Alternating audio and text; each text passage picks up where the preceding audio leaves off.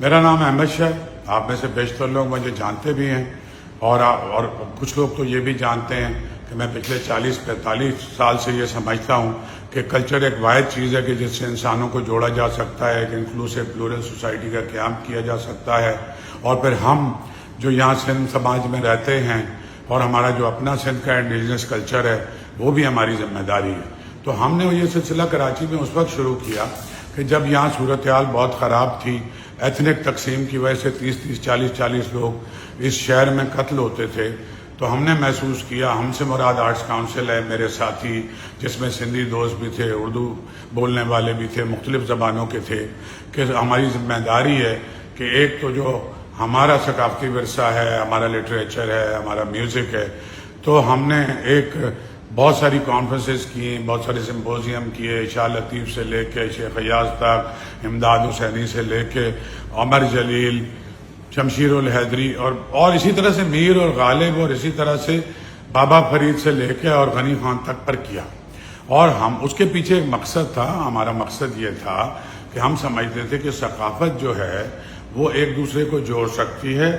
اور یہ میں نے اپنی 20 تقریروں میں کہا, 40 سال میں جو بھی لوگ یہ سمجھتے ہیں, میرا ایک جملہ آج کل جو ہے بہت ہی قابل اعتراض ہے, اور اگر میرے کسی دوست کی دل آزاری ہوئی ہے میں 100 دفعہ اس پہ معذرت کرنے کے لیے بھی تیار ہوں, لیکن وہ ایک پوری تقریر تھی بید المسرور کی اس میں, اور وہ یہی تقریر تھی کہ جو ایک کلچرل ایکٹیویزم ہم نے کیا اس زمانے میں تقریباً ناممکن تھا کہ ہم سندھ کے لٹریچر کے پروگرام کراچی میں کریں, اور وہ ناپید ہو گیا تھا. تو سارے دوستوں کو جمع کر کے اور ساری رات یہاں پروگرام ہوئے.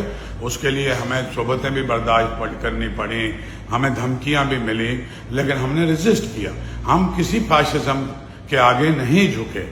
لیکن وہ ایک جملہ ہے, میں آپ کو دہرا دیتا ہوں. وہ جملہ یہ ہے کہ ہم نے یہ سندھی کچھ دوست ہمارے تھے کہ ہم نے انہیں بتایا کہ جام شوروں پہ سندھ ختم نہیں ہو جاتا, بلکہ کراچی بھی آپ کا ہے اور سمندر بھی آپ کا ہے.